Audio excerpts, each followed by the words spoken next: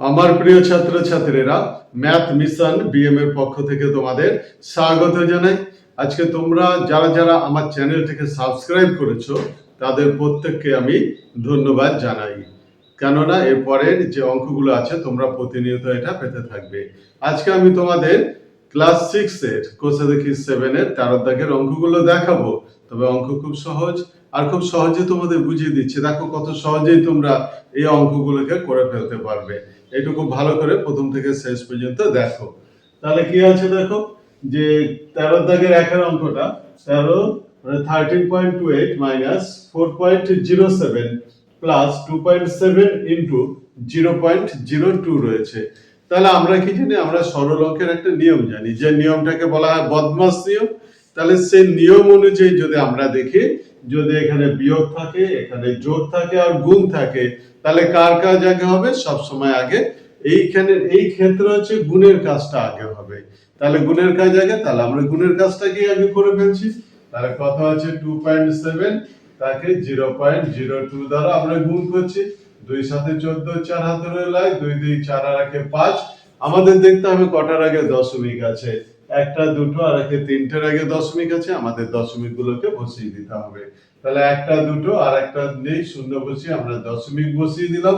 দেখো তাহলে 0.054 হলো। তাহলে এবার আমরা লিখে ফেলবো, কি লিখবো? 13.28 মাইনাস 4.07 প্লাস আমরা এটা গুণ করে ফেলেছি 0.054 0.054 আমরা এখানে বসিয়ে দিলাম। এবার আমরা দেখবো কার কাজ আগে হবে। এখানে মাইনাস আছে আর কি আছে, আর প্লাস আছে। তাহলে আমাদের আছে প্রথমে প্লাসের কাজ হবে। তাহলে প্লাস গুলোকে আমরা একসঙ্গে লিখে নেব। তাহলে 13.28 প্লাস 0.054 মাইনাস 4.07। তাহলে আমরা প্রথমে যোগের কাজটাকে করে নেব। তাহলে দেখো যোগটাকে আমরা পাশে করে নিচ্ছি। পাশে করলে কত হবে? 13.28 আর 0.054, এটা আমরা অ্যাড করে দিচ্ছি। এটা 4 রইলো, 8 5 13, 3 হাতে রইলো 1, 2 এর আগে 3 রইলো, আর এখানে 13 রইলো। তাহলে আমরা যোগ করে কত পেলাম? যোগ করে পেলাম 13.334 পেলাম। তাহলে এটাকে আমরা লিখে ফেলছি। তাহলে কত হবে? 13.334 মাইনাস 4.07। এবার কি করতে হবে? এই যোগফলটা থেকে আমাদের 4.07 আমাদের বিয়োগ করতে হবে। দেখো বিয়োগটাও করে দিচ্ছি খুব সহজে। তাহলে মাইনাস 4.07 রইলো, এখানে 4 পড়ে রইলো, 7 6 13, 3 হাতে রইলো 1, 1 থেকে 3 2 রইলো, 4 9 13। তাহলে আমরা পেয়ে গেলাম কত? আমরা পেয়ে গেলাম 9.264। দেখো এটা হচ্ছে কত উত্তর আছে? 9.264 অ্যান্সার আছে। এরপরে তোমাদের অ্যান্সার অবশ্যই লিখতে হবে। তাহলে আমাদের কি সরল করতে বলেছে, তাই লিখবো নির্ণীত সরল ফল 9.264, এটা অ্যান্সার।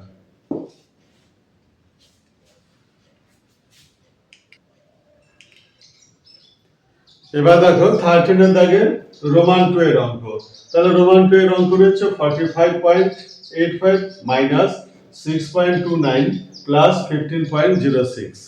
তাহলে আমাদের এই অঙ্কটা রয়েছে, এই অঙ্কটা আমাদের কিভাবে করতে হবে দেখো। তাহলে প্রথমে এখানে কি আছে? এখানে প্রথম হচ্ছে বন্ধনী আছে, প্রথম বন্ধনীর মধ্যে রয়েছে প্লাস আছে। তাহলে আমাদের প্রথমে প্লাস করে নিতে হবে। তাহলে আমরা এখানে কত লিখবো? 45.85 মাইনাস, দেখো এই দুটোকে আমাদের অ্যাড করতে হবে। আমি পাশে অ্যাডটা করেই রেখেছি যাতে একটু কম সময়ে অনেক বেশি অঙ্ক করা যায়, তার জন্য। তাহলে 6.29 কে 15.06 দিয়ে যদি আমরা অ্যাড করি, তাহলে কত? 21.35 আমরা পাই। তাহলে এটা যোগ করলে আমরা পেয়ে যাব 21.35 আমরা পেয়ে গেলাম, ডিভাইডেড বাই 5 হয়ে গেল। তাহলে এখানে যেমন আছে লিখে ফেললাম। এবার কি করতে হবে? 45.85 থেকে 21.35 কে আমাদের কি করতে হবে? বিয়োগ করতে হবে। আমরা এখানে বিয়োগটা অলরেডি করেই রেখেছি। 45.85 কে 21.35 দিয়ে যদি আমরা বিয়োগ করি, তাহলে আমরা পাবো 24.50 আমরা পেয়ে যাব। তাহলে ইকুয়াল টু কত? 24.50, এটা ডিভাইডেড বাই 5। দেখো তাহলে এটা থেকে এটা বিয়োগ করলে 24.50 পাই, তাকে 5 দিয়ে আমাদের ভাগ করতে হবে। যদি আমরা 5 দিয়ে ভাগ করি, দেখো 5 4 20, আমাদের 4 নেমে আসলো। তারপরে দেখো এই দশমিকটাকে তুলে দিলাম উপরে। দশমিক তুলে দিয়ে আমাদের 5 নামলো, তাহলে 5 9 যা কত হবে 45 হয়। তাহলে আমরা এখানে ভাগ করলে কত পেয়ে গেলাম, আমরা এখানে পেয়ে গেলাম হচ্ছে 4.9। এখানে এই শূন্যটা দশমিকের পর যদি শেষে শূন্য হয় তাহলে সেই শূন্যটাকে আমরা সাধারণত কেটে দিই। তাহলে এখানে 4.9 হলো। এবার অ্যান্সার কি হয়ে যাবে, অতএব নির্ণীত সরলফল 4.9, এটা অ্যান্সার।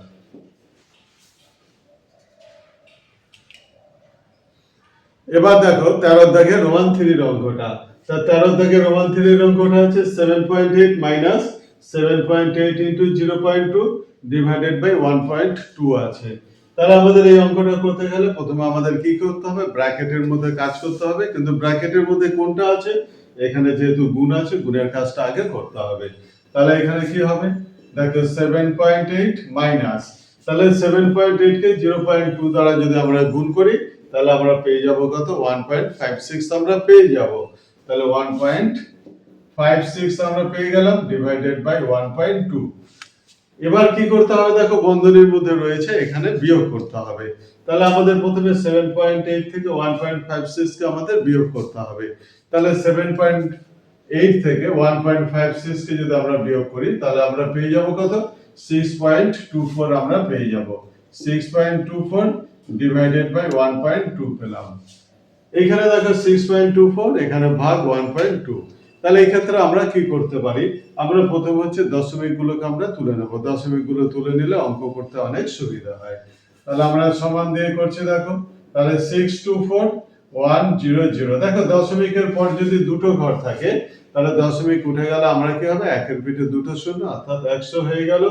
আর এখানে ডিভাইডেড বাই করে দিলাম, এটা 12 বাই এখানে 10 রয়ে গেল।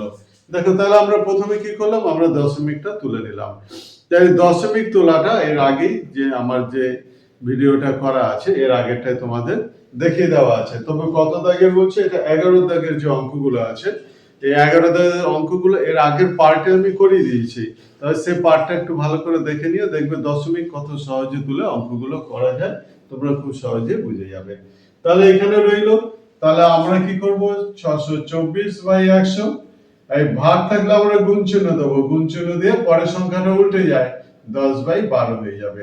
তাহলে এখানে একটা শূন্য, এখানে একটা শূন্য কি হয়ে গেল, কাটাকাটি হয়ে গেল।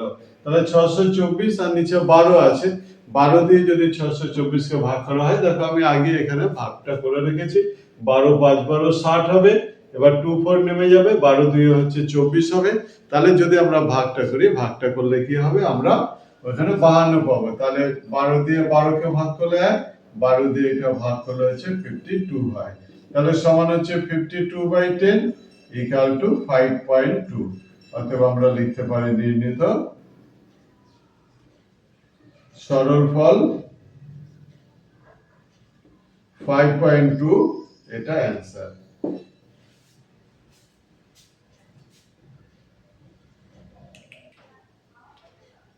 এবার 13 দাগের 4 অঙ্কটা দেখো। তাহলে 13 দাগের 4 অঙ্কটা কত আছে, 0.35 into 0.35 plus 0.15 into 0.15 plus 2 into 0.35 into 0.15। তাহলে অঙ্কটা রয়েছে, আমরা অঙ্কটা লিখে নিলাম। দেখি অঙ্কটা খুব সহজভাবে করো। যদি আমরা দশমিকগুলোকে তুলে নিই, দশমিক তুলে নিয়ে যদি আমরা 100 বা যেখানে 10 এরকম যদি আমরা বসাতে পারি তাহলে অঙ্কটা কি হবে, আরো সহজে হয়ে যাবে। তাহলে সহজে অঙ্ক করার জন্য এই পদ্ধতিগুলোকে অ্যাপ্লাই করবে। দেখো অঙ্কটা দেখে মনে হচ্ছে অনেক কঠিন, কিন্তু দেখো আমি যখন করিয়ে দেবো তোমাদের এটা জলের মতো সহজ হয়ে যাবে। তাহলে প্রথমেই দেখো আমরা কি করব, আমরা দশমিকগুলোকে তুলে নেবো। তাহলে দশমিক কিভাবে আমরা তুলবো, দেখো দশমিক তোলার সময় কি করব, এটা 35 বাই 100 হয়ে গেল। দশমিকের পর দু ঘর মানে হচ্ছে একের পিঠে দুটো শূন্য বসিয়ে দেবে। তাহলে দশমিকটা এইভাবে তুললে, দেখো সবকটা তুলে নিচ্ছি, গুণিত 35 বাই 100 প্লাস এখানে 15 by 100 into 15 by 100 plus 2 into 35 by 100 plus into এখানে হবে ইনটু 15 বাই 100।